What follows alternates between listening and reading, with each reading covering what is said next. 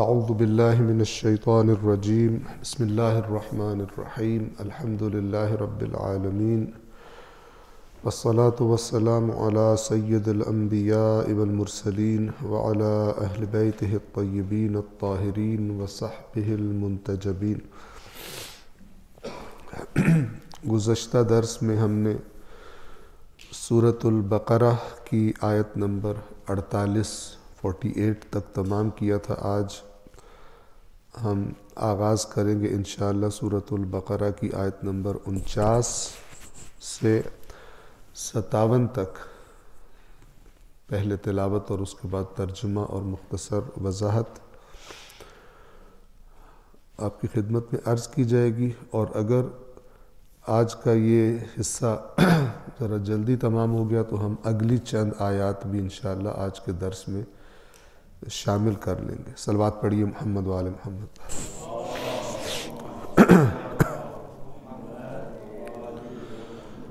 اعوذ باللہ من الشیطان الرجیم بسم اللہ الرحمن الرحیم۔ وَإِذْ نَجَّيْنَاكُمْ مِنْ آلِ فِرْعَوْنَ يَسُومُونَكُمْ سُوءَ الْعَذَابِ يُذَبِّحُونَ أَبْنَاءَكُمْ وَيَسْتَحْيُونَ نِسَاءَكُمْ وَفِي ذَلِكُمْ بَلَاءٌ مِّن رَّبِّكُمْ عَظِيمٌ۔ وَإِذْ فَرَقْنَا بِكُمُ الْبَحْرَ فَأَنْجَيْنَاكُمْ وَأَغْرَقْنَا آلَ فِرْعَوْنَ وَأَنْتُمْ تَنظُرُونَ۔ وَإِذْ وَاعَدْنَا مُوسَىٰ 40 لَيْلَةً ثُمَّ اتَّخَذْتُمُ الْعِجْلَ مِن بَعْدِهِ وَأَنْتُمْ ظَالِمُونَ ثُمَّ عَفَوْنَا عَنْكُمْ مِن بَعْدِ ذَلِكَ لَعَلَّكُمْ تَشْكُرُونَ۔ وَإِذْ آتَيْنَا مُوسَى الْكِتَابَ وَالْفُرْقَانَ لَعَلَّكُمْ تَهْتَدُونَ۔ وَإِذْ قَالَ مُوسَى لِقَوْمِهِ يَا قَوْمِ إِنَّكُمْ ظَلَمْتُمْ أَنفُسَكُمْ بِاتِّخَاذِكُمُ الْعِجْلَ فَتُوبُوا إِلَى بَارِئِكُمْ فَاقْتُلُوا أَنفُسَكُمْ ذَلِكُمْ خَيْرٌ لَكُمْ عِندَ بَارِئِكُمْ فَتَابَ عَلَيْكُمْ إِنَّهُ هُوَ التَّوَّابُ الرَّحِيمُ۔ وَإِذْ قُلْتُمْ يَا مُوسَىٰ لَن نُّؤْمِنَ لَكَ حَتَّىٰ نَرَى اللَّهَ جَهْرَةً فَأَخَذَتْكُمُ الصَّاعِقَةُ وَأَنْتُمْ تَنظُرُونَ ثُمَّ بَعَثْنَاكُم مِّن بَعْدِ مَوْتِكُمْ لَعَلَّكُمْ تَشْكُرُونَ۔ وَظَلَّلْنَا عَلَيْكُمُ الْغَمَامَ وَأَنزَلْنَا عَلَيْكُمُ الْمَنَّ وَالسَّلْوَىٰ كُلُوا مِن طَيِّبَاتِ مَا رَزَقْنَاكُمْ وَمَا ظَلَمُونَا وَلَٰكِن كَانُوا أَنفُسَهُمْ يَظْلِمُونَ۔ صلوات پڑھیں محمد و آل محمد۔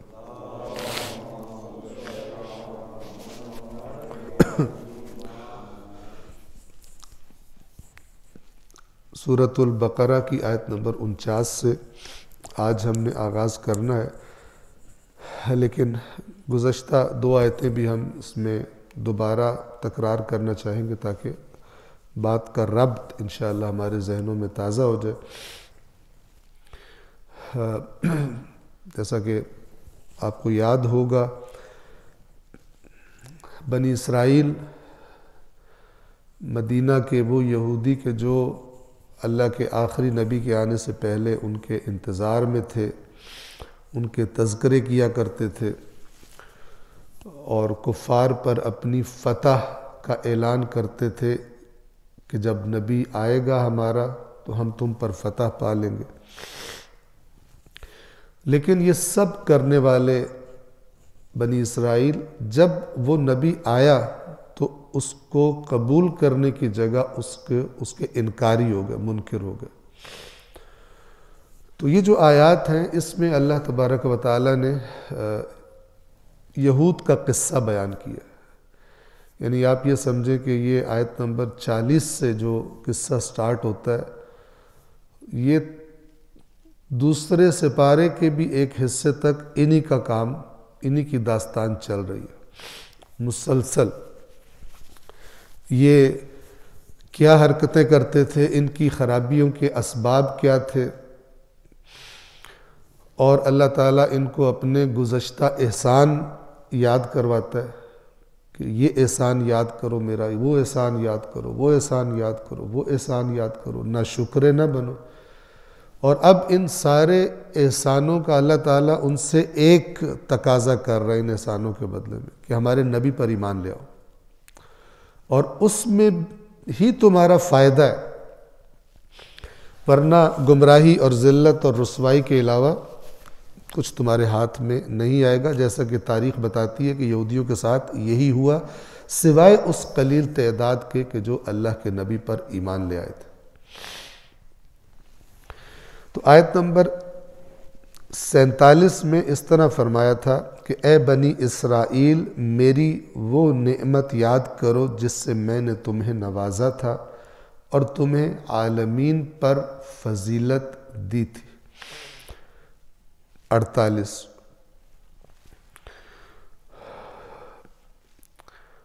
وَاتَّقُوا يَوْمًا، اور اس دن سے بچو کہ جس دن نہ کوئی کسی کا بدلہ بن سکے گا، نہ کسی کی سفارش، قرآن نے جو لفظ ہے وہ شفاعت استعمال کیا ہے، نہ شفاعت قبول کی جائے گی،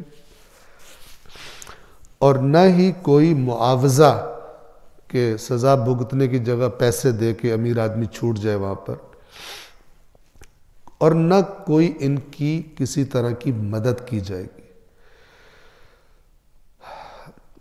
اب جب ہم اس آیت کو دیکھتے ہیں تو اگر تھوڑا سا اس میں غور کریں تو ہمیں یہ اندازہ ہو جائے گا کہ یہ نظریات جو اللہ کہہ رہا ہے اس دن یہ بھی نہیں کام آئے گا، یہ بھی کام نہیں آئے گا، یہ تبھی کہا جا رہا ہے کہ اس قسم کے نظریات ان میں پائے جاتے تھے، ورنہ اگر وجود ہی نہ ہو اس قسم کے عقیدے کا ان کے اندر تو پھر کہنے کی ضرورت کیا ہے۔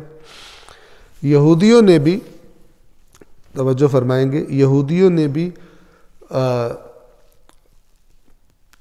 قیامت کے دن اپنے جنت میں جانے کے کنفرمیشن کے لیے مختلف چیزیں گھڑی ہوئی تھی، جیسے اسی پہلے جز میں قرآن کے اللہ تعالیٰ بتاتا ہے، کہتے ہیں کہ اگر ہم جہنم میں چلے بھی گئے تو کچھ ایام معدود رہیں گے وہاں پہ، پھر واپس جنت میں آ جائیں گے۔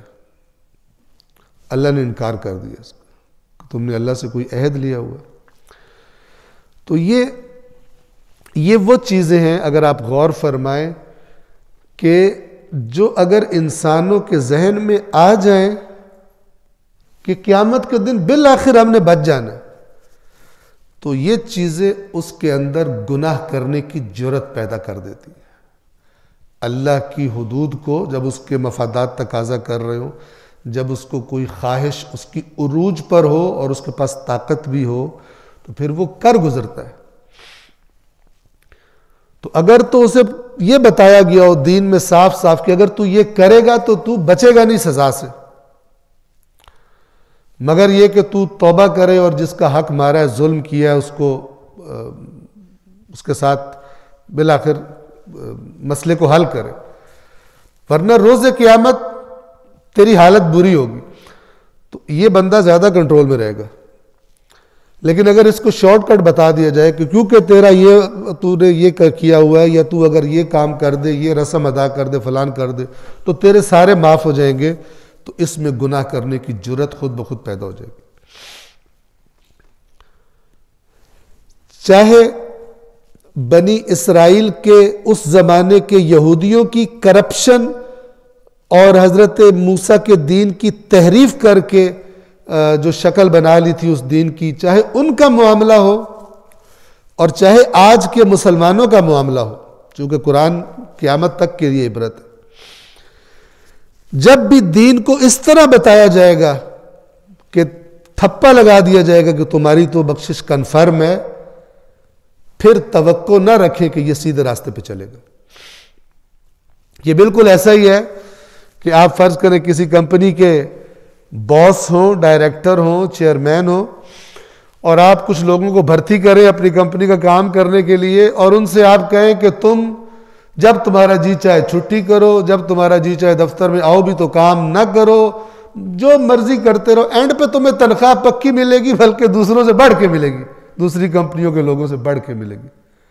آپ کا کیا خیال ہے ایسی کمپنی کے ملازمین کتنا کام کریں گے؟ کریں گے نہیں.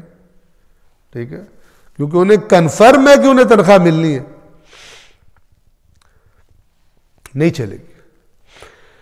اسی طرح شیطان کیا کرتا ہے کہ بجائے وہ چاہتا ہے کہ پوری جو دین کی تصویر اللہ بتا رہا ہے، جو اہداف بتا رہا ہے، جو اعمال بتا رہا ہے، وہ لے کسی قوم سے اور دین ہی کے نام پر اسے ایک ایسی چیز گھڑ کے دے دے جو اس کے اندر سے آہستہ آہستہ اصل دین کی روح کھینچ لے، اور وہ ایک بے جان جو جسم ہے وہ رہ جائے دین کا، جس کو اپنی مرضی سے جہاں گھسیٹ لو لے جاؤ، اور جہاں سے جاؤ چیر پھاڑ لو، کاٹ لو، ٹکڑے کر دو، اس کے اندر روح ہی نہیں ہے. اور یہی سبب ہے کہ جس طرح اس زمانے میں یہود پستی کا شکار ہو گئے تھے، آج مسلمان اسی طرح اقوام عالم میں جب دیکھا جائے تو اسی طرح پستی کا شکار. مسلمانوں پہ جتنا ظلم ہو رہا ہے آج دنیا میں، دوسری قوموں پہ اتنا ظلم نہیں ہو رہا. خود اپنی حرکات سے اس جگہ پر پہنچے. تو فرمایا کہ اس دن سے بچو کہ جس دن نہ کوئی کسی کا بدلہ بن سکے گا، نہ کسی کی سفارش قبول ہوگی، نہ کسی سے کوئی معاوضہ لیا جائے گا، نہ ہی ان کی کوئی مدد کی جائے گی. اس کا مطلب ہے قیامت کے دن کے بارے میں یہ نظریات انہوں نے ذہن میں بنائے ہوئے تھے اور اس لیے کرپٹ ہو گئے تھے. ادھر تو ہم نے بچ ہی جانا ہے، جب ادھر کنفرم بچ جانا تو پھر کرو. یہ ایسے ہی ہے کہ جیسے کوئی سیاسی پارٹی اقتدار میں ہو اور وہ اپنے کارکنوں سے کہو کہ نیچے لوٹ مچا دو، پکڑنے کوئی آئے گا تو ہم دیکھ لیں گے. ٹھیک ہے، تم نے ہمیں ووٹ دیا ہے، تم ہمارے نعرے لگائے ہیں، تم اب جو مرضی کرتے رہو. کوئی تمہارے علاقے کا ایس ایچ او، اس کو ہم پہلے سے کہہ دیں خبردار اس کو نہیں پکڑنا، یہ اپنا بندہ. تمہارے اوپر پاکستان کا قانون لاگو نہیں ہوگا، تمہیں سزا نہیں. ہاں دوسرا کوئی کرے گا تو اس کو ماریں گے پکڑ کر، تمہیں کچھ نہیں کہیں گے کیونکہ تمہاری پارٹی کے بندے ہو. کچھ لوگ سمجھتے ہیں کہ روز قیامت بھی کوئی ایسا ہی معاملہ ہوگا. ٹھیک ہے، کہ مثلا اہل بیت اطہار بھی کوئی اس قسم کی پارٹی کہتے ہیں یہ ہمارا ہے، اس نے جو بھی خرابی ہے اس کو چھوڑ دو، باقیوں کو لتر مارو. ایسا نہیں ہے. اہل بیت کی وہی پارٹی ہے جس کا رکن وہی ہے جس کی صفات اللہ نے بتائی اور خود انہوں نے بھی بتائی، اور اس کو کہا جاتا ہے مومن، اور اس کی صفات ہوتی ہیں.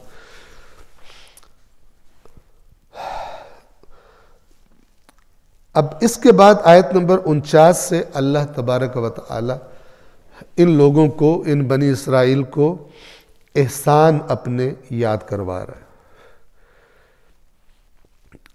اب ان آیات کو آپ غور سے دیکھیے گا کہ جن احسانوں کا ذکر ہو رہا ہے وہ ان کے بزرگوں کے ساتھ ہوئے تھے، آباء و اجداد، حضرت موسیٰ کے زمانے میں.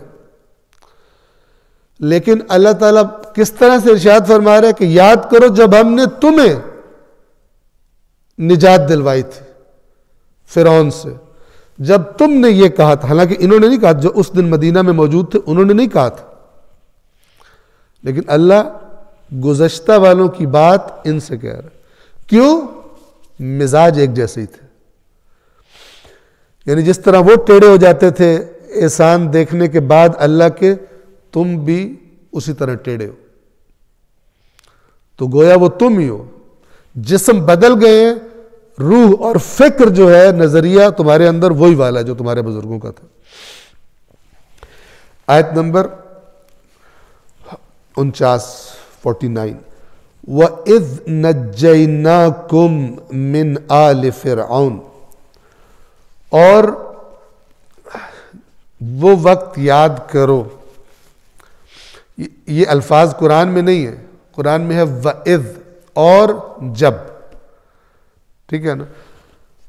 اور جب ہم نے تمہیں آل فرعون، یعنی فرعون کی قوم کہ جن کے ذریعے وہ حکومت کرتا تھا بنی اسرائیل پر بھی، جب ہم نے تمہیں آل فرعون سے نجیناکم، نجات دلوائی ہم نے. وہ کیا کرتے تھے تمہارے ساتھ؟ یسومونکم سوء العذاب، وہ تمہیں اذیتیں دیتے تھے، بدترین قسم کا عذاب، بہت ہی شدید مظالم ڈھایا کرتا تھا فرعون، سخت سے سخت سزائیں دیتا تھا. کس لیے؟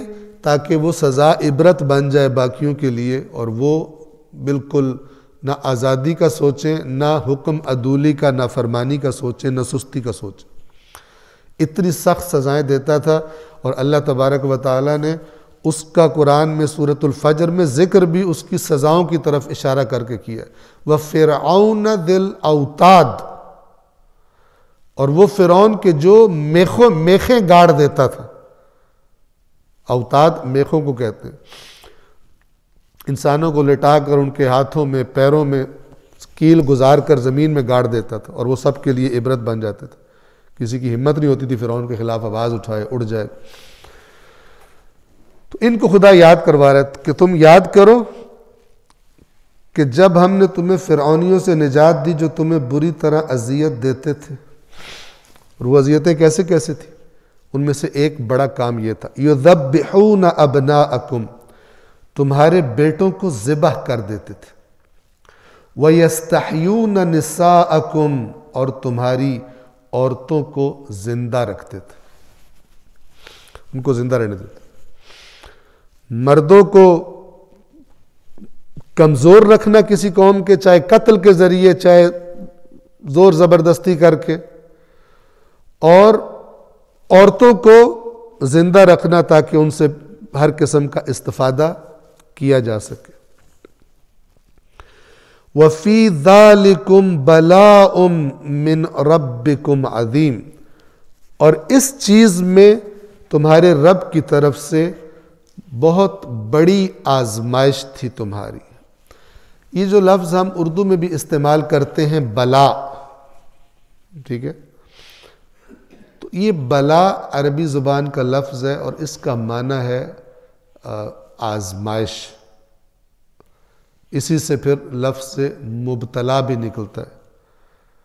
قرآن مجید فرماتا ہے فَأَمَّا الْإِنسَانَ إِذَا مَبْتَلَاهُ رَبُّهُ فَأَكْرَمَهُ وَنَعَّمَهُ فَيَقُولُ رَبِّ أَكْرَمَنِ، اور جب انسان کو اس کا رب مبتلا کرتا ہے اس طرح کہ اس کو نعمتیں بھی دیتا ہے، اس کا احترام بھی بڑھ جاتا ہے معاشرے میں، یہ بھی مبتلا ہے، ابتلا ہے، آزمائش ہے.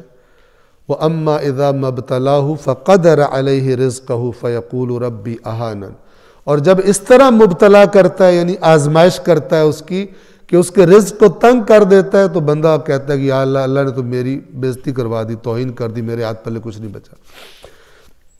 تو دونوں ابتلا ہیں، دونوں بلا ہیں، یعنی آزمائش کا سبب ہے. تو بنیادی طور پر بلا کا معنی کیا ہے؟ آزمائش.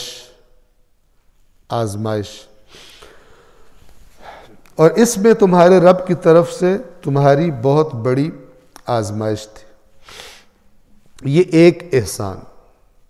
اس کے بعد دوسرا احسان جس کا ذکر کیا جا رہا ہے آیت نمبر 50 میں، وَإِذْ فَرَقْنَا بِكُمُ الْبَحْرَ، اور جب ہم نے تمہارے لیے بحر کو پھاڑ دیا. ہم بحر سمندر کو کہتے ہیں، عربی زبان میں دریا، سمندر جو زیادہ پانی ہوتا ہے اس کو بھی بحر کہا جاتا ہے.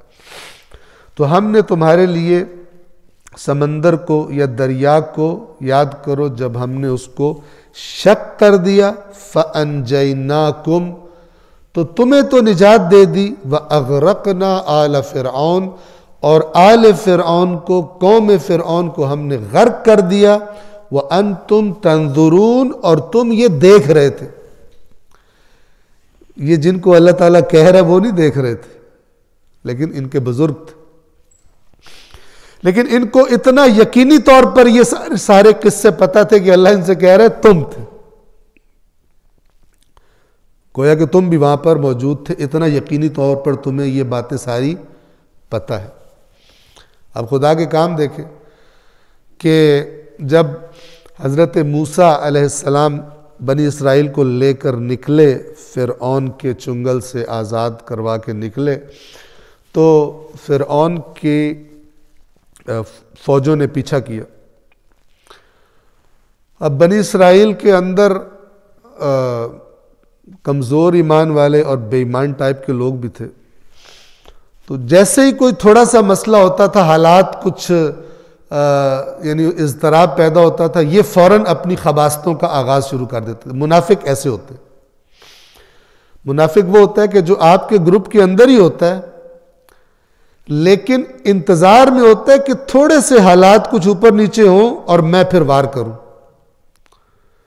اور فتنہ کروں اور اختلاف ڈال دوں اور بات کو بھڑکا دوں. یہ منافق ہوتا ہے، انتظار میں ہوتا ہے. اور اگر آپ قرآن کریم کے اندر اچھی طرح جو منافقین کی حرکتوں کے بارے میں، ان کی صفات کے بارے میں آیات آئی ہیں، اگر اچھی طرح آپ دیکھیں تو اللہ تعالیٰ آپ کو صلاحیت دے دے گا کہ آپ کو اپنے آس پاس کے منافق بھی دکھائی دینے شروع ہو جائیں گے، کہ جو بظاہر بڑا فٹ ہے آپ کے ساتھ، لیکن انتظار میں ہے کہ کب موقع ملے اس کی لات کھینچنی میں نے.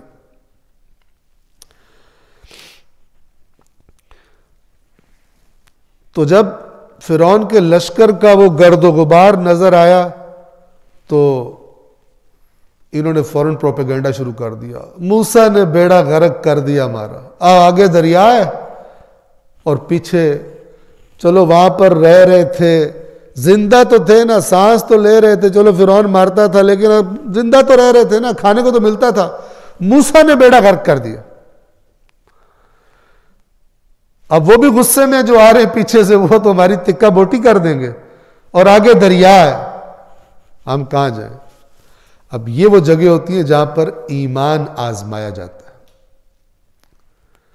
وہاں سے نارمل حالات میں تو سارے ہی مومن ہوتے ہیں، لیکن جب آگ بھڑکتی ہے اور ٹیمپریچر گرم ہو جاتا ہے، لوہا گرم ہو جاتا ہے، پھر جو ملاوٹ والا مال ہوتا ہے وہ الگ ہو جاتا ہے. اللہ یہ کام کرتا ہے اس لیے، اور جو خالص مال ہوتا ہے وہ الگ ہو جاتا ہے.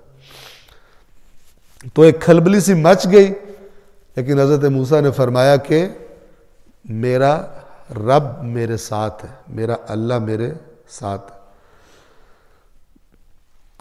تو اللہ تبارک و تعالیٰ نے حکم دیا، حضرت موسیٰ نے پانی پر اس اپنے عصا کو مارا، اور پانی قرآن دوسری جگہ بیان کرتا ہے کہ 2 حصوں میں تقسیم ہو گیا، بیچ سے جگہ خالی ہو گئی، خشک جیسے پانی تھا ہی نہیں، اور سائیڈوں پر ایسے جیسے بڑا پہاڑ کھڑا ہو، دونوں طرف اتنا اونچا پانی تھا، لیکن بیچ سے راستہ خالی کر دیا گیا. اور حضرت موسیٰ نے بنی اسرائیل سے کہا کہ یہاں سے گزر جاؤ، اور وہ اس بڑے دونوں سائیڈوں پہ پانی، اندر سے راستہ خالی، وہ پار کر کے نکل گئے. بڈھے، کمزور، بڑھیاں، بچے، جانوروں سمیت ساری قوم پار کر گئی. اب پیچھے سے وہ آیا جو وہ بھی کینڈیڈیٹ تھا خدائی کا، انا ربکم الاعلی، وہ بھی آ گیا. تو ہو سکتا ہے دل میں اس کے آیا ہو کہ آگے نہیں جانا، لیکن کسی چمچے نے کہا ہو کہ تسی بھی تو رب ہو، تسی تو سب کچھ کر سکتے ہو. ٹھیک ہے، تو بعض اوقات کہتے ہیں کہ پیر نہیں اڑتے، مرید اڑا دیتے ہیں ان کو. ٹھیک ہے نا، پیران نامی پرند مریدان می پرانند، فارسی میں کہتے ہیں.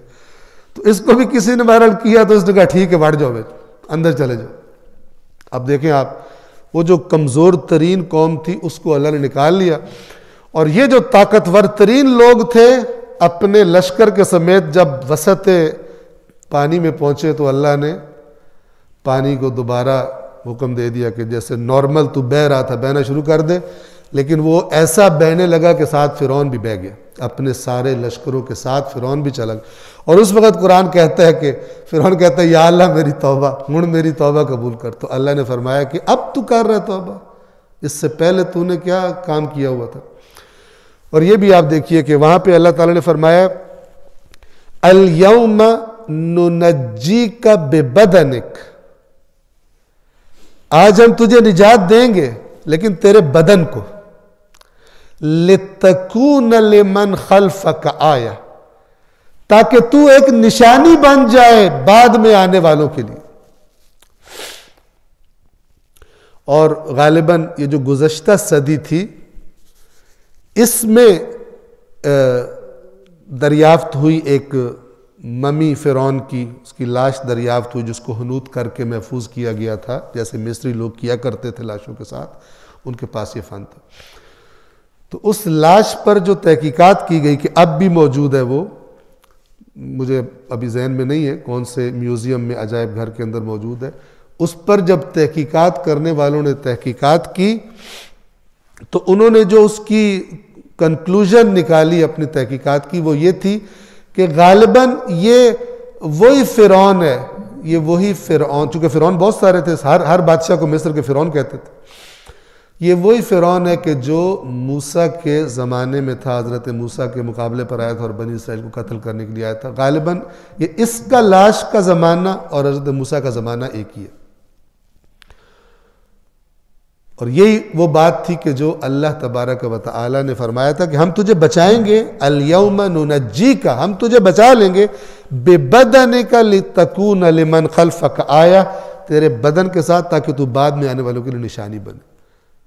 تو جو صاحب عبرت ہوتا ہے، عبرت لینے والا ہوتا ہے، اس کے لیے اللہ تبارک و تعالی نے متعدد طریقوں سے اپنی آیات اور نشانیاں اور خبریں سچ کر کے دکھا دی ہیں، اور قیامت کے دن وہ ساری خبریں سچ کر کے دکھا دے گا۔ تو جو کمزور تھے وہ نکل گئے، اور جو طاقتور تھے وہ سارے کے سارے اللہ نے غرق کر دیے۔ وَأَنْتُمْ تَنْظُرُونَ، اور تم یہ منظر دیکھ رہے تھے۔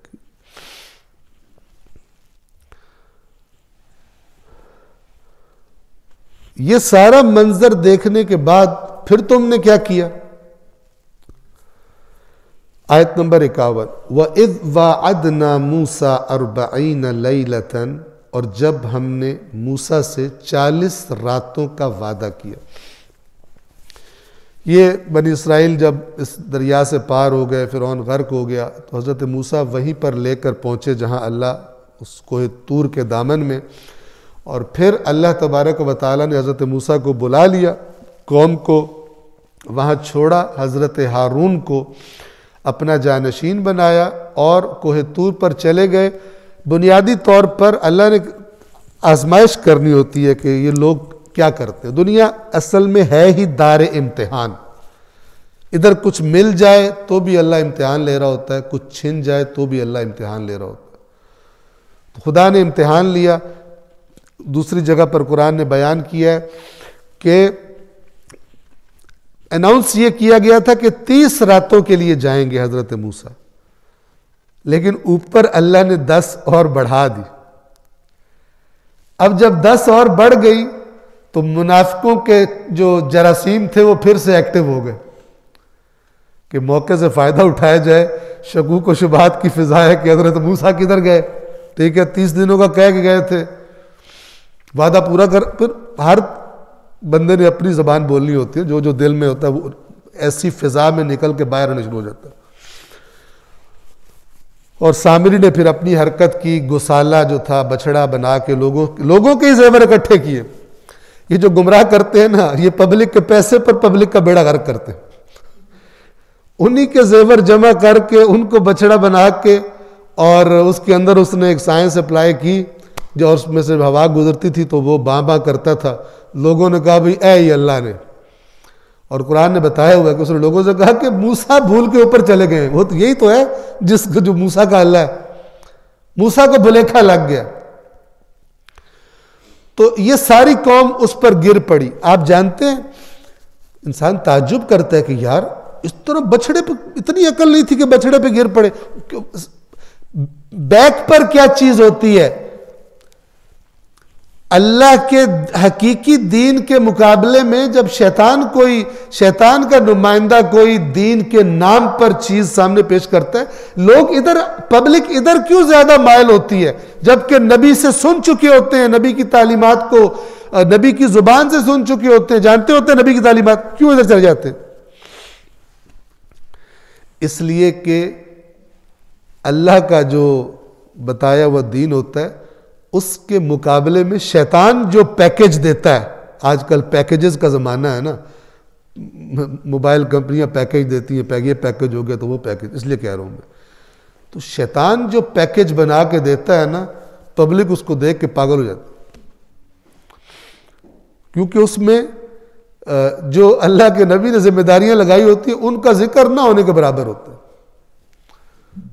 اور جنت جانے کے اور بخشش کے اور راستے بتا دیے ہوتے ہیں، اور وہ جو اللہ نے کہا یہ کرنا ہے یہ نہیں کرنا، اس کو آلموسٹ ختم کر دیا جاتا ہے، اس کی جو اسٹرینتھ ہوتی ہے، طاقت ہوتی ہے، اس کو ختم کر دیا جاتا ہے۔ تو سامری نے جو پیکج دیا تھا ان کو، اس کے بعد یہ پھر بدکاریوں میں، زنا میں، شراب خوری میں یہ مبتلا ہو گئے، دوبارہ فوراً بھول گئے جو حضرت موسیٰ نے کہا تھا۔ اور اس خرابی کی اجازت کو منسوب کس سے کیا اس نے؟ اس بچھڑے سے، کہ بس یہ بچھڑے پہ قربانی کرو تو بچھڑے کو خوش رکھو اور تسی جو مرضی موجہ کرو، تھوڑے سارے گناہ معاف۔ یہ پیچھے سٹوری ہو گئی۔ خدا نے آزمائش کی پہلے 30 راتوں کا حکم دیا اور پھر اوپر 10 راتوں کو بڑھا دیا، اور پھر حضرت موسیٰ سے جب کلام کیا اور وہ احکامات 10 احکامات ان کو عطا کیے تو حضرت موسیٰ بڑے خوش ہوئے، تو اللہ نے کہا کہ نیچے تیری قوم کا بیڑا غرق ہو گیا، وہ ٹریک سے اتر گئے۔ تو حضرت موسیٰ تو اتنی فرعون سے نجات دلائی، اتنی پاورفل اس کی سارا سیٹ اپ تھا، اس سے نجات دلانے کے بعد انہوں نے دریا کو پھٹتا دیکھا، حضرت موسیٰ جو ہے ان کو غضبناک ہو گئے، اور اللہ کے سامنے ظاہر ہے شرمندگی بھی، میں تو لے کے آیا ہوں بھائی ان کو، میرے جو بڑے اچھے لوگ ہیں، بڑے نیک لوگ، اور یہ شکر گزار ہوں گے، ان کو اتنی نئی زندگی ملی ہے، تو انہوں نے تو ٹائم بھی نہیں کچھ ڈالا اور یہ ٹریک سے اتر گئے۔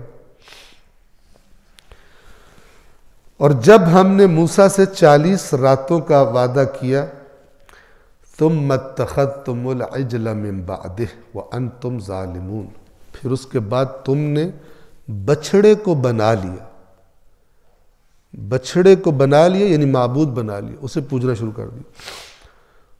اس کے بعد موسیٰ کے جانے کے بعد وانتم ظالمون، اور ایسا کرتے ہوئے تم ظلم کر رہے، تم ظالم تھے جب تم یہ کام کر رہے۔ اب آپ دیکھیں جن سے بات ہو رہی ہے، جب یہ آیات اتری ہیں، مدینے میں جو لوگ ہیں انہوں نے تو بچھڑے کو نہیں پوجا تھا، پچھلوں نے پوجا تھا، لیکن اللہ کہہ رہے تم وَأَنْتُمْ ظَالِمُونَ۔ کیوں کہہ رہے؟ اس لیے کہ عین اس وقت رسول اللہ پر ایمان نہ لانے کے جو بہانے گھڑ رہے تھے وہ ظلم تھا، اسی طرح کا جس طرح وہ لوگ کرتے تھے، اللہ کے حکم کی نافرمانی، مزاج وہی تھا۔ ثُمَّ عَفَوْنَا عَنْكُمْ مِنْ بَعْدِ ذَلِكَ، پھر اس کے بعد، آیت نمبر یہ 52 ہے، پھر اس کے بعد ہم نے تمہیں عفو کر دیا، معاف کر دیا، شاید تم شکر گزار بنو۔ شکر گزار یعنی اطاعت گزار، اس لیے کہ حقیقت شکر جو ائمہ اہل بیت علیہ السلام نے بھی بیان فرمائی ہے، وہ یہ ہے کہ حقیقی شکر یہ ہے کہ جس نے تجھے وہ چیز دی ہے اس چیز کو ہرگز دینے والے کی ناراضگی والے کاموں میں استعمال نہ کرنا، بلکہ جیسے وہ چاہتا ہے، جو چیز دینے والے جس نے تجھے نعمت دی ہے، جیسے وہ چاہتا ہے اس نعمت کو استعمال کر، اس طرح نعمت کو استعمال کرنا، یہ شکر گزاری ہے۔ اور اس نعمت سے اسی کی سامنے سرکشی کرنا جس نے نعمت دی ہے، یہ ناشکری عمل سے۔ ایک ہے زبان سے کہنا یا اللہ تیرا شکر ہے، اور ایک ہے عمل تصدیق کرے کہ یہ سچ کہہ رہا تھا یا اللہ تیرا شکر ہے، نہ کہ پیسہ ملے تو کہ یا اللہ تیرا شکر ہے اور لگائے ان کاموں میں جن سے خدا ناراض ہوتا ہے، یہ ناشکرہ ہے۔ لہذا اللہ نے فرمایا لَإِن شَكَرْتُمْ لَأَزِيدَنَّكُمْ، اگر تم شکر کرو گے تو میں یقیناً بڑھا دوں، زیادہ کر دوں۔ پھر ہم نے تمہیں دوبارہ چانس دیا، تمہیں بخش دیا، کہ جس کی داستان آگے آ جائے گی اگلی آیات میں۔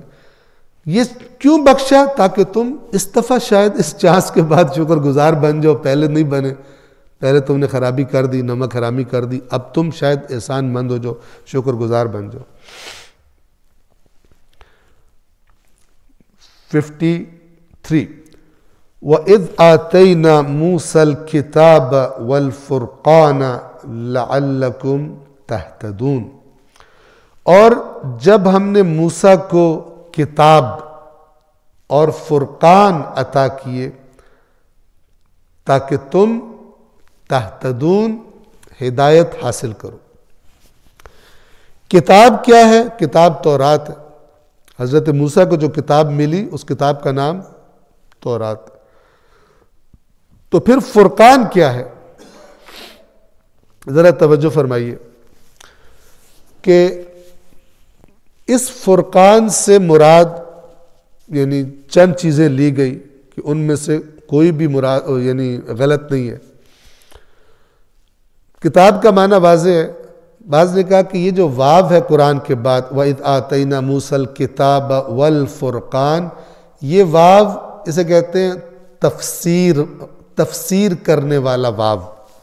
عربی زبان میں واو کی مختلف قسمیں ہیں، مختلف معنی ہیں. فا کے مختلف معنی ہیں، اس طرح حروف کے مختلف معنی ہیں. تو یہ جو واو ہے یہ اس جو پیچھے ذکر ہوا ہے اس کے کتاب، اس کی وضاحت کر رہا ہے. یعنی ایسی کتاب کہ جو حق و باطل میں فرق کرنے والی ہے. جیسے خود قرآن مجید کو اللہ تبارک و تعالی نے قرآن میں فرقان بھی کہا ہے.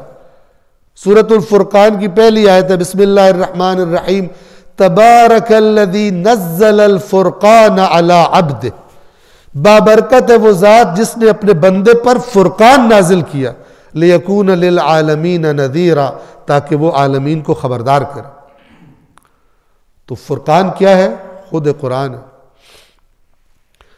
تو فرقان سے ہم مراد کیا لیں؟ وہ کتاب کہ جو حق و باطل میں اس پہ ایسا آئین دیا ہے، ایسے معیار بتا دیے اللہ نے کہ جب انسان ان کو سیکھ لے خدا کی کتاب سے تو حق و باطل میں پہچان کر سکتا ہے، فرق کر سکتا ہے.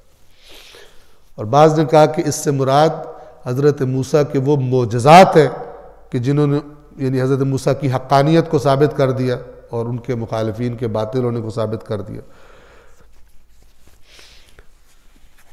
دونوں صورتوں میں بات انشاءاللہ واضح ہے. اور جب ہم نے موسیٰ کو کتاب اور فرقان دیا تاکہ تم ہدایت حاصل کر سکو. اگر آپ آیت کے کانٹیکسٹ کو دیکھیں یعنی جو اس کا سیاق ہے آیت کا، تو چونکہ بات یہ سب ہم نے کس لیے کہ تاکہ تم ہدایت پاؤ. تو ہدایت تو ہوتی یہی ہے کہ انسان حق و باطل میں فرق کرنا سیکھ جائے تاکہ جہاں بھی دو راہ آئے اس صحیح والے راستے کا انتخاب کر سکے، غلط والے راستے کو چھوڑ دے. یہی فرقان ہے. جیسے قرآن مجید فرماتا ہے یا ایھا الذین آمنوا ان تتقوا اللہ، اے ایمان والو اگر تم تقوی اختیار کر لو گے، اللہ کا تقوی، یجعل لکم فرقانا، تو یہ تقوی سے تمہیں اللہ، تقوی کے نتیجے میں اللہ تمہیں ایک ہدیہ دے گا، تمہارے اندر ایک چیز پیدا کر دے گا، اور وہ یہ ہے کہ تمہیں اللہ فرقان دے دے گا، یعنی فرق کرنے کی طاقت، تمیز، تشخیص دینے کی طاقت کہ یہ ٹھیک ہے اور یہ غلط ہے. لیکن یہ کس کو ملے گا؟ جس کے اندر تقوی ہوگا. اور آپ اگر آیات قرآن کو جوڑیں تو قرآن کو بھی کیا کہا گیا؟ ھدی للمتقین، کہ جس کے اندر تقوی ہے اس کو اس قرآن کی ہدایت سے فائدہ ہوگا، بینیفٹ کرے گا. ورنہ اور قرآن پر پی ایچ ڈی کر لو، قرآن پر مقالے لکھ دو، قرآن کو یہ کر لو وہ کر لو، سارے کے سارا یاد کر لو، اگر تقوی نہیں ہے، اور تقوی یعنی جس سے قرآن منع کر رہا ہے اس سے بچنا، اور جس کو عمل کرنے کا کہہ رہا ہے اسے کرنا، تو پھر اس کے نتائج نہیں ملیں گے، فرقان حاصل نہیں ہوگا. ان تتقوا اللہ یجعل لکم فرقانا.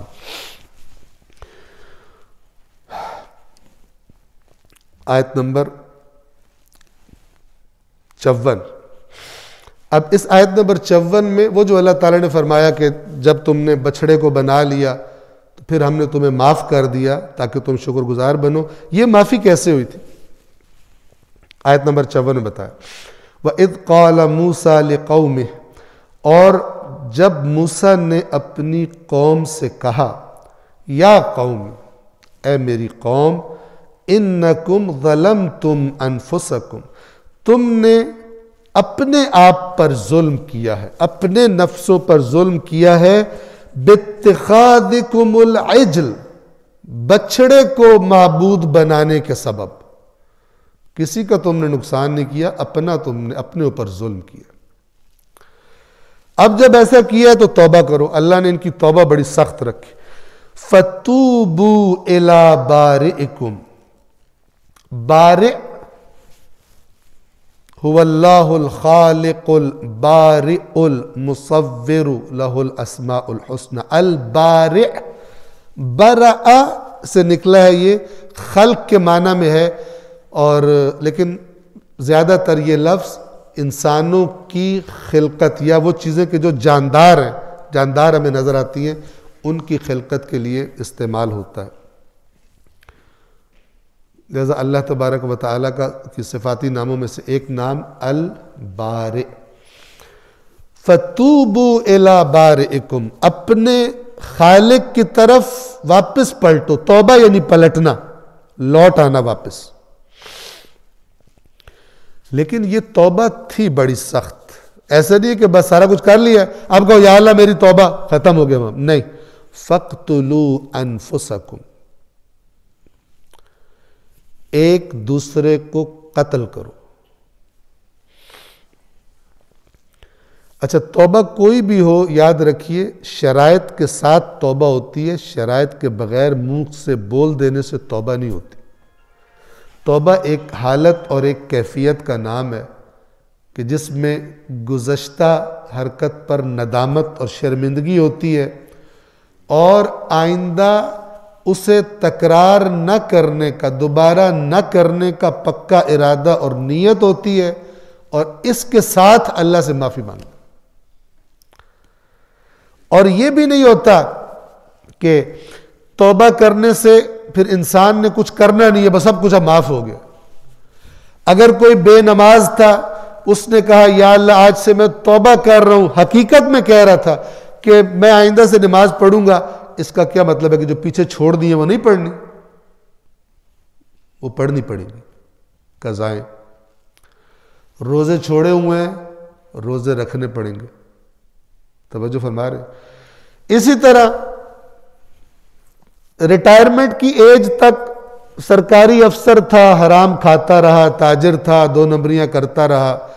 جب ساری کر کر کے رج گیا، البتہ ایسے لوگ رجتے کبھی بھی نہیں ہیں، لیکن جب تھک گیا مثال کے طور پر، تو کہتا ہے یا اللہ میری توبہ. آیا بغیر جو حرام کھایا ہے اس کو جن کا کھایا ہے واپس کیے توبہ قبول ہوتی ہے؟ نہیں ہوتی. بہت سخت ہے، توفیق ہی نہیں ملتی. بعض لوگوں کو دین اوپر نیچے کر کے بتا دیا جاتا ہے. اگر میں آپ کی جیب کاٹ لوں، ٹھیک ہے، اور یہاں سے جیب کاٹ کر اور مثلا چلا جاؤں زیارت کرنے امام حسین کے روزے پہ کھڑا، یا اللہ امام حسین کے صدقے مجھے معاف فرما، میں نے ان پیسوں سے کوئی غلط کام تو نہیں کیا، زیارت کے لیے میں نے جیب کاٹی ہے، تو وہ منہ پہ مارے جائیں گے، وہ زیارت قبول نہیں ہوتی. کیونکہ میں نے آپ کو پہلے عرض کیا، قرآن کا فارمولہ جو اللہ نے بتایا ہے وہ ہے انما یتقبل اللہ من المتقین. اللہ اعمال نیکس فقط متقین سے قبول کرتا ہے. تو یہ کہاں کا متقی ہے جو جیب کاٹ کے پہنچا ہوگا کسی؟ توجہ فرما رہے. تو ایک صلوات پڑھیں محمد و آل محمد.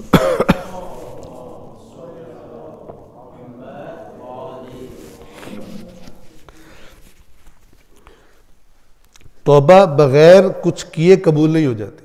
ایک تو اندرونی کیفیت میں نے عرض کی، گزشتہ پہ ندامت اور آئندہ نہ کرنے کا ارادہ، اور پھر یہ کہ جو نقصان کیا ہے اس میں سے جو اللہ کے حکم کے مطابق چیزیں ہیں ان کو کرے، وہ نقصان پورا کرے. اگر بے نمازی سے توبہ کیا تو اب اس کی قضائیں دے. اگر روزوں پہلے نہیں رکھتا توبہ کیا تو اب اس کا مسئلہ حل کرے اور اس کو لے کر چلے، تب پتہ چلتا. ابھی 1-2 دن پہلے ایک صاحب سے ملاقات ہوئی جو پہلے نماز نہیں پڑھتے تھے، تو وہ بتا رہے تھے کہ میں پکی اب میں نے نماز شروع کر دی. میں نے کہا کہ الحمدللہ زبردست. تو ساتھ ایک اور ہمارا جاننے والا بیٹھا تھا، اس نے کہا جس سے حیدر بھائی یہ بھی تو پوچھے نا جو پچھلیاں ان کا کیا کرنا. تو وہ خود ہی کہتا ہے پچھلیاں معاف، پچھلیاں معاف، پچھلیاں نہیں پڑھیاں جاندیاں میرے کو. یعنی انسان اصل یہ کہ خدا کا حکم جانے کہ کیا ہے. توبہ اس کا نام ہے، نہ کہ جتنا میرا دل کیا مان گیا اتنا میں مانوں، جو میرا دل نہیں مان رہا وہ اللہ تعالیٰ سے میں نے پوچھنا ہی نہیں. اس میں نے اپنی مرضی کرنی ہے، یہ ٹھیک نہیں ہوتا۔ بنی اسرائیل کی بھی جو توبہ تھی اس کے لیے انہیں کچھ کرنا تھا، لیکن یہ کرنا بہت شدید کام اللہ نے ان کو حکم دے دیا، اور اس کام کا سبب کیا ہے اس کی طرف آپ توجہ فرمائیں۔ بنیادی طور پر وجہ یہ تھی کہ ان لوگوں نے بہت سارے معجزات دیکھ لیے تھے اپنی آنکھوں سے،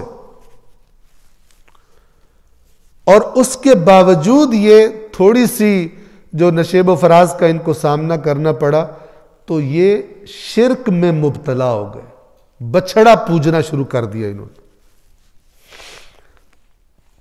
یعنی ادھر سے اتمام حجت بھی بڑا ہے، معجزات دیکھے ہوئے انہوں نے، اور اس کے بعد اتنے معجزات دیکھنے کے بعد تو توقع ہے کہ تم تھوڑے چھوٹے جرم بھی نہیں کرو گے، تم نے اتنا کچھ دیکھ لیا، لیکن چھوٹے جرم تو تم چھوڑو، تم نے سب سے بڑا جرم کر دیا، شرک میں مبتلا ہو گئے تم۔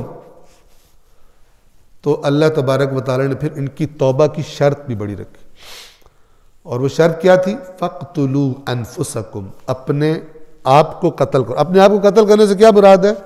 یعنی ایک دوسرے کو مارو۔ اب اس کے بارے میں جو مختلف اقوال ہیں کہ یہ طریقہ کار تھا کہ جنہوں نے بچھڑے کو نہیں پوجا وہ قتل کریں گے ان کو، اپنی قوم کے افراد کو جنہوں نے بچھڑے کو پوجا تھا، ٹھیک ہے؟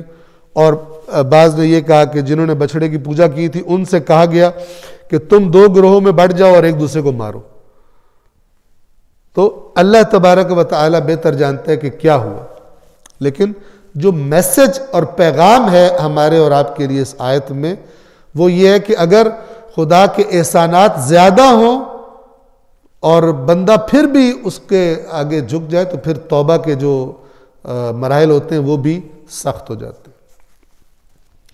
اور اگر میں غلطی نہ کروں تو فرمان معصوم ہے، یہ تو کنفرم ہے، لیکن غالباً مولا کائنات ہی کا فرمان ہے یہ علیہ السلام کہ ان میں سے جو توبہ کی شرائط مولا نے بتائی اس میں سے ایک شرط یہ تھی کہ جو اللہ کی نافرمانی میں اور حرام خوری سے گوشت اور چربی بنائی ہے، اللہ کی عبادت کر کر کے اس چربی کو پگھلاؤ اور حلال والی چربی اور گوشت اگاؤ۔ یہ توبہ ہے۔ کون کرتا ہے یہ؟ مشکل ہے، ٹھیک ہے نا، بہت مشکل ہے۔ ہاں، انسان ایک ایسی چیز ہے کہ واقعاً اگر ندامت اللہ کے سامنے اپنے گناہوں کی ندامت اس کو ہو جائے تو پھر بہت کچھ کر لیتا ہے۔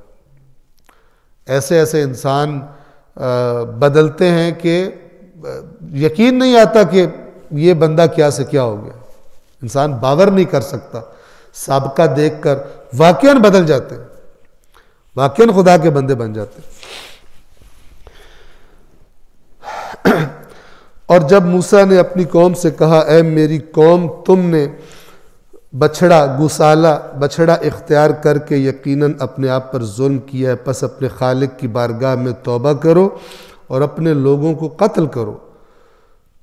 ذالکم خیر لکم عند بارئکم، تمہارے خالق کے نزدیک یہی تمہارے حق میں بہتر ہے، اسی طرح تمہاری توبہ قبول ہوگی۔ فتاب علیکم، پھر اس نے تمہاری توبہ قبول کر لی۔ یعنی بنی اسرائیل بھی اس توبہ کی شرط کو ماننے پر تیار ہو گئے اور ایک دوسرے کو قتل کرنے پر تیار ہو گئے۔ اب بعض نے یہ کہا کہ جو روایات مختلف ہیں اور کہا گیا کہ بہت سارے بندے قتل ہوئے، اور بعض نے یہ کہا کہ یہ جب بالکل تیار ہو گئے قتل کرنے پر تو اللہ نے اس وقت ان کی توبہ قبول کر لی اور ان کو بندے قتل نہیں کرنے پڑے۔ جو بھی صورتحال تھی ہمارے لیے کوئی بہت امپورٹنٹ نہیں ہے کتنے بندے مرے، کچھ لوگ اصل ہدایت کو چھوڑ کے ان چیزوں میں پڑ جاتے ہیں۔ بندے مرے تھے، بندے نہیں مرے تھے، کتنے بندے مرے تھے، عورتیں کتنی تھی، بچے کتنے تھے، جانور بھی ساتھ شامل تھے کہ نہیں تھے، اس کا نہ قیامت کے دن کسی نے پوچھنا ہے آپ سے کہ آپ کا وہاں پہ ٹیسٹ ہو رہا ہو کہ جو ان کے جواب دے گا وہ آگے جا سکتا ہے۔ جو بیس ہے قرآن مجید کی یاد رکھیے، قرآن مجید سے سب سے زیادہ توجہ رکھیں کہ میرے لیے پیغام کیا، ہدایت۔ کچھ چیزوں کا اللہ ذکر ہی نہیں کرتا، اور بعض ایسی جگہیں کہ جن کا اللہ نے ذکر نہیں کیا لیکن لوگوں نے اس کے پیچھے پڑھ کے ایک مختلف نظریات بنا کے پھر ایک دوسرے کے اوپر فتوے لگا دیے ہوں، جبکہ اللہ نے اس کا ذکر بھی نہیں کیا ہوا. ٹھیک ہے، مثال کے طور پہ آپ کو مثال دیتا ہوں. قرآن مجید کہتا ہے سورہ کہف میں کہ ان کے اصحاب کہف جو تھے وہ اتنے تھے اور اتوا ان کا کتا تھا. کچھ کہتے اتنے تھے اور اتوا ان کا کتا تھا، یہ تھا وہ تھا فلان تھا. تو اللہ تبارک و تعالیٰ نے اس کو زیادہ لفٹ ہی نہیں کرائی، اور اپنے نبی سے بھی کہا کہ ان کے بارے میں زیادہ جھگڑا ان سے نہ کرے. کیوں کہا قرآن نے؟ اللہ ان کا نمبر ایگزیکٹ نمبر نہیں بتا سکتا. کیوں؟ خداوند عالم اس چیز کو پسند نہیں کرتا کہ بجائے جو اصحاب کہف کا کردار ہے، ان کا قیام ہے، ان کی شجاعت ہے، توحید کے لیے ان کا ٹکر ہے اپنے زمانے کے طاقتور ترین بادشاہ سے، اس کو سائڈ پہ کر دو اور ان کی گنتی میں آپس میں لڑنا شروع ہو جاؤ. اور کتنے بندے تھے؟ کتے کا نمبر کتنا بنتا ہے؟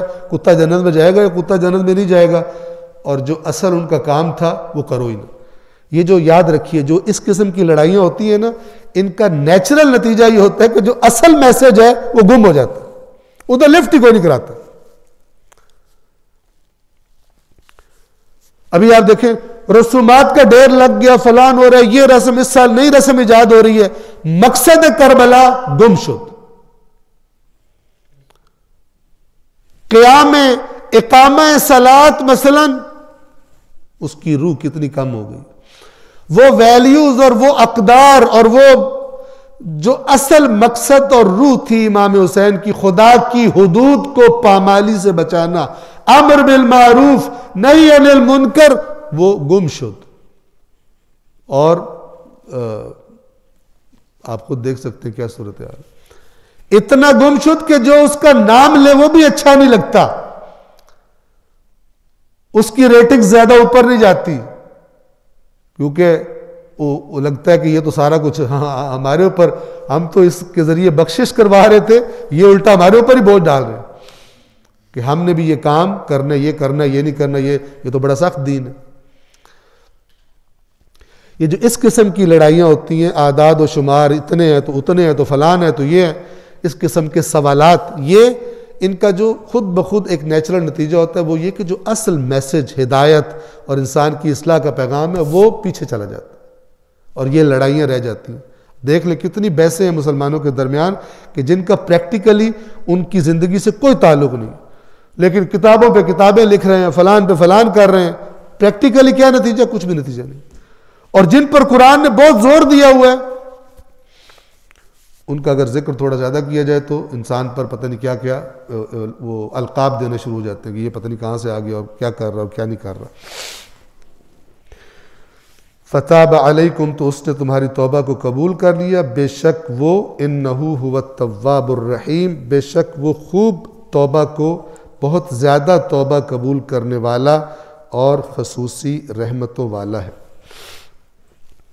وَإِذْ قُلْتُمْ، آیت نمبر 55، وَإِذْ قُلْتُمْ يَا مُوسَىٰ، اور جب تم نے کہا اے موسیٰ، لَن نُؤْمِنَ لَكَ حَتَّى نَرَى اللَّهَ جَهْرَةً، ہم ہرگز آپ کی بات پر اعتماد نہیں کریں گے جب تک کہ ہم اللہ کو اپنی آنکھوں سے سامنے دیکھ نہ لیں. ایسے ایسے ڈرامے کرتے تھے یہ لوگ. فَأَخَذَتْكُمُ الصَّاعِقَةُ، اس مطالبے کے نتیجے میں بجلی نے تمہیں پکڑ لیا، ان پر بجلی گری، وَأَنْتُمْ تَنْظُرُونَ، اور تم دیکھ رہے تھے کہ اس مطالبے کے نتیجے میں تم پر بجلی کا عذاب آیا. یہ بھی لوگوں نے مطالبہ کیا، کچھ نے ڈیمانڈیں بہت کرتے تھے، بنی اسرائیل مطالبے بہت کرتے تھے. ٹھیک ہے، تو پھر اللہ تعالیٰ ان کی تنبیہیں بھی بہت زیادہ کرتا تھا. یہ مطالبہ کیا، حضرت موسیٰ نے ایک گروہ ان میں سے چنا، ان مطالبہ کرنے والوں میں سے، اور لے کر گئے، اور وہاں پر ان پر اللہ تعالیٰ نے عذاب کر دیا، بجلی گری اور یہ سارے کے سارے مر گئے. 56، آیت نمبر 56، ثُمَّ بَعَثْنَاكُم مِّن بَعْدِ مَوْتِكُمْ لَعَلَّكُمْ تَشْكُرُونَ، پھر ہم نے تمہیں دوبارہ اٹھا دیا. بعثناکم اٹھانا, ٹھیک ہے, قیامت کو یوم البعث کہتے ہیں, دوبارہ اٹھنے کا دن. پھر ہم نے تمہیں مرنے کے بعد من بعد موتکم تمہاری موت کے بعد دوبارہ ہم نے بعثناکم تمہیں اٹھایا لعلکم تشکرون, اس دفعہ شاید شکر گزار بن جاؤ, اس دفعہ تم ٹھیک ہو جاؤ. و آیت نمبر 57 آج کے لیے ظاہراً آخری آیت یہ ہوگی. وَظَلَّلْنَا عَلَيْكُمُ الْغَمَامِ, اور ہم نے تمہارے اوپر بادل کا سایہ کیا. غمام اس بادل کو کہتے ہیں جو ڈھانپ لیتا ہے, اور غم کا لفظ بھی یہیں سے نکلا. غم جو وہ اندوہ کہ جو دل کو ڈھانپ لیتی ہے, اسی وجہ سے اس کو غم کہتے ہیں. وَظَلَّلْنَا عَلَيْكُمُ الْغَمَامِ, ہم نے تمہارے اوپر بادل کا سایہ کر دیا. وَأَنزَلْنَا عَلَيْكُمُ الْمَنَّ وَالسَّلْوَىٰ, اور ہم نے تمہارے اوپر من اور سلوہ نازل کیے. توجہ فرمائیں, اس کا پس منظر کیا ہے؟ قرآن میں اور مقامات پر بیان ہوا. اللہ تبارک و تعالی نے حضرت موسیٰ سے کہا کہ ان سے کہو کہ تم نے بیت المقدس پر حملہ کرنا ہے, جنگ کرنی ہے, جہاد کرنا ہے, اور اللہ تبارک و تعالی تمہیں فتح دے گا. اب جب یہ بیت المقدس کے قریب گئے, وہاں سے بندے بھیجے گئے کہ جا کے دیکھیں اندر کون لوگ رہتے ہیں, کیسی قوم ہے, اور آ کر رپورٹ دیں. انہوں نے جو آ کے رپورٹ دی, سوائے ان میں سے ایک کے کہ جو شجاع تھا اور صحیح مومن تھا, یا دو تھے وہ, باقیوں نے رپورٹ یہ دی کہ اس میں اتنی طاقتور قوم ہے, لمبے چوڑے, کہ ہماری مجال ہی نہیں ہے کہ ہم ان کے ساتھ لڑ سکیں. انہوں نے تو دو میں چنڈے لگانی ہیں, ہمیں نظر نہیں آئیں گے ایسے پریشر میں آ کے. یاد رکھیں, بزدل آدمی جو ہوتا ہے اس کی رپورٹ بھی بزدلی سے بھری ہوتی ہے. جو خود ڈر رہا ہوتا ہے تو وہ ایسا بنا کے پیش کرتا ہے کہ ادھر جانا ہی نہ پڑے.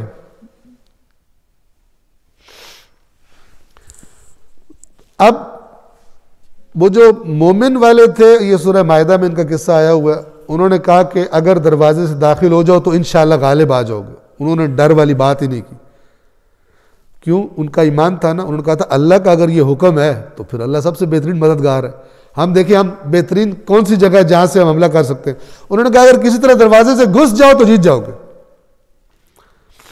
لیکن بنی اسرائیل کو جب حضرت موسیٰ نے کہا کہ چلو گھسو اس سرزمین میں, تو انہوں نے کہا کہ موسیٰ آپ اور آپ کا رب, آپ دونوں جا کے لڑو ان سے, ہم یہاں پہ بیٹھے ہوں. اور یہاں پہ میں اپنی طرف سے ایڈیشن کر کے کہتا ہوں کہ جب آپ اور آپ کا اللہ لڑ کے شہر فتح کر لو تو پھر جب پکاؤ گے کچھ کھلانے کے لیے تو ہم آ جائیں گے وہاں پہ. اس کام کے ہم چیمپئن ہیں, ٹھیک ہے نا. وہاں پہ کھانے کے لیے آ جائیں گے لیکن لڑائی ہم سے نہیں ہوتی. تو جب انہوں نے بات نہیں مانی, حضرت موسیٰ بہت دل شکستہ ہوئے اور اللہ سے بد دعا کی, یا اللہ میرے بس میں اور میرا بھائی اور کوئی میرے بس میں نہیں ہے, ہمیں جدا کر دے, اس قوم سے ہمیں الگ کر دے. اور یہ ایسے جملے جو جیسے جملے کوفہ میں مولا علی بولا کرتے تھے, کہتے تھے کاش میں نے تمہیں دیکھا ہی نہ ہوتا, کاش نہ میں تمہیں جانتا ہوتا نہ تم مجھے جانتے ہوتے, تم نے میرے دل کو پیپ سے بھر دیا. تم میری بات نہیں مانتے, بات تم نہیں مانتے اور کہتے ہو وہ سمجھدار ہے اور میں سمجھدار نہیں ہوں. میں وہ جو کہتا ہے لوگ اس کی مانتے ہیں, اور میں جو تمہیں کہتا ہوں تم میری بات ہی نہیں مانتے. اور جب تم بات ہی نہیں مانتے تو پھر میری رائے کا تم مذاق اڑاتے ہو کہ یہ سمجھدار نہیں ہے. فرمایا کہ اس کی رائے ہی کیا جس کی بات کوئی نہ مانتا ہو. یہ مولا علی فرما رہے. تو حضرت موسیٰ نے وہاں بد دعا کی تو اللہ نے ان کو سزا دی, اس قوم کو, کہ 40 سال یہ صحرا میں بھٹکیں گے. 40 سال صحرا میں بھٹکیں گے لیکن نبی بھی قوم کے ساتھ ہی رہے گا. حضرت موسیٰ بھی ان کے ساتھ تھے. تو اب وہ صحرا تھا اور سخت دھوپ اور فلان. تو حضرت موسیٰ نے بالآخر دعا مانگی ان کی تکلیف کو دیکھ کر. تو اللہ تبارک و تعالی نے ان پر یہ احسان کیا کہ اس دھوپ سے بچانے کے لیے ایک بادل کا سایہ ان پہ ہوتا تھا. اور ایک جو روایات مختلف ہیں کہ کس طرح آتی تھی وہ چیز، ایک شہد کی طرح کی میٹھی چیز، جس طرح یہ رات میں اوس گرتی ہے اور صبح آپ دیکھیں تو وہ گری ہوئی نظر آتی ہے، اس طرح وہ ان کے آس پاس جہاں یہ ان کا قیام تھا وہاں وہ گری پڑی ہوتی تھی، اور وہ کھانے میں بہت ہی مزیدار گوند شہد ٹائپ کی چیز تھی جس کو من کہا گیا۔ ویسے من کا معنی ہوتا ہے بہت بڑا احسان۔ تو اور سلوہ ایک پرندہ تھا جو روایات کے مطابق بٹیر سے ملتا جلتا پرندہ تھا، اور یہ بھی خود ہی ان کے پاس آ جاتے تھے ان کی دسترس میں، اور یہ ان کو پکڑ کے ذبح وغیرہ کر کے تو ان کو کھا لیتے تھے۔ تو اللہ تعالیٰ کہہ رہا ہے کہ پھر بار بار میرے احسان دیکھو، اتنے احسان، اتنی ناشکریاں، اور اب دوبارہ تم لوگ وہی کر رہے ہو جو تمہارے بزرگوں نے کیا تھا۔ اس نبی کے تم انتظار میں تھے، اب وہ نبی آیا ہے، جب تک نہیں آیا تھا اس کی تعریفیں کر رہے تھے، یہ ہوگا وہ ہوگا، جب وہ آئے گا، اور جب آ گیا تو تم اس کو مان رہے نہیں، یہ کیسی بات ہے؟ تمہارا مزاج بھی تمہارے ان بزرگوں والا ہی ہے جنہوں نے یہ سب کچھ دیکھنے کے بعد پھر یہ حرکتیں کی تھی۔ اور ہم نے تمہارے اوپر بادل کا سایہ کیا اور تم پر من و سلوہ اتارا، نازل کیا۔ کلو من طیبات ما رزقناکم، ان پاکیزہ چیزوں میں سے کھاؤ جو ہم نے تمہیں رزق کے طور پر دی ہیں۔ وما ظلموا، اب یہ اللہ تعالیٰ یہاں پر گویا کہ ان پہ افسوس کر رہا ہے۔ وما ظلمونا، یہ جو لوگ تھے جن پر ہم نے اتنے احسان کی اور یہ پھر خرابیاں کرتے تھے، انہوں نے ہم پر کوئی ظلم نہیں کیا، بچھڑے کو بنا کر اور الٹے سیدھے مطالبے کر کے۔